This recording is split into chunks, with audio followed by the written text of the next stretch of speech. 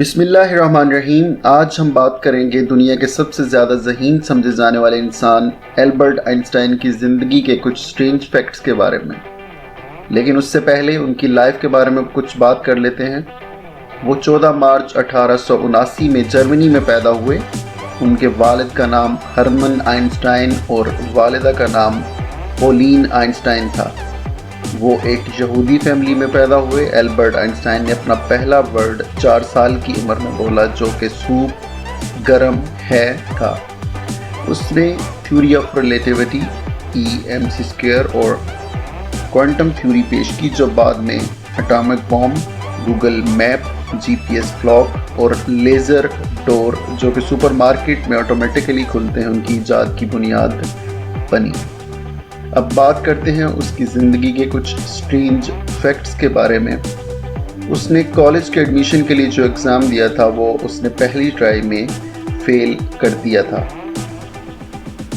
Albert Einstein کو اسرائیل کی presidency بھی آفر ہوئی، جو اس نے ایکسیپٹ نہیں کی تھی۔ 1940 میں اس نے اپنے ہاتھوں سے لکھی تھیوری آف ریلیٹیوٹی آکشن کے لیے پیش کی، جو کہ $6 ملین میں سیل ہوئی۔ جب یہودیوں کو جرمنی میں آفیشیل پوزیشن دینے سے روکا گیا تو البرٹ آئنسٹائن امریکہ چلا گیا، جہاں پر جرمنی نے اس کے سر پر 5000 پاؤنڈ کا انعام رکھا، اور سالوں تک اسی وجہ سے امریکہ میں انٹیلیجنس ایجنسیز اس پر نظر رکھتی رہیں اور اسے جاسوس سمجھا جاتا رہا۔ 18 اپریل 1955 میں البرٹ کی موت کے بعد اس سے پریسٹن ہاسپٹل میں لایا گیا، جہاں اس کی باڈی کی مکمل تشخیص کی گئی، جو کہ ڈاکٹر تھامس ہاروے نے کی۔ وہ اس سے اتنا امیوز تھا کہ بغیر اجازت اس نے البرٹ کا دماغ نکال لیا اور 10 سال تک اپنے پاس محفوظ رکھا۔ اس نے اپنی ریسرچ اس پر جاری رکھی، جس کی وجہ سے اس کو نوکری سے اور اپنے میڈیکل لائسنس سے ہاتھ دھونا پڑا۔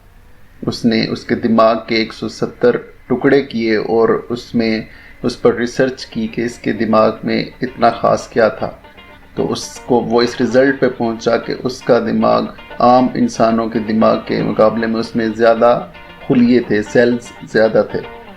اس کو بال بنانا بالکل بھی پسند نہیں تھا، اور آج بھی اس کا ہیئر سٹائل جینیس لوگوں کا ہیئر سٹائل سمجھا جاتا ہے۔ البرٹ آئنسٹائن کی ایک بہن بھی تھی جس کا نام ماجا تھا۔ البرٹ آئنسٹائن کو اس کی مشہور theory of relativity per Nobel price نہیں ملا، جبکہ اس کے بعد اسے 1921 میں فوٹون پر کام کرنے کے لیے نوبل پرائز سے نوازا گیا۔ البرٹ آئنسٹائن بہترین اکیڈمک بیک گراؤنڈ کے باوجود نوکری کے لیے سوٹیبل نہیں تھے۔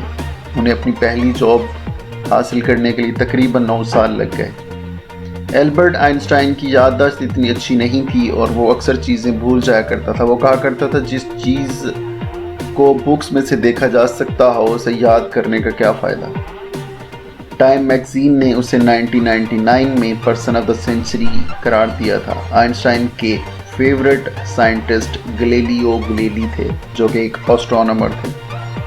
جب اس سے پوچھا گیا کہ تیسری جنگ عظیم کون سے ہتھیاروں سے لڑی جائے گی، تو اس نے کہا کہ یہ تو نہیں پتا، لیکن چوتھی جنگ عظیم پتھروں سے لڑی جائے گی، کیونکہ تیسری جنگ عظیم کے بعد انسان اسٹون ایج میں چلا جائے گا۔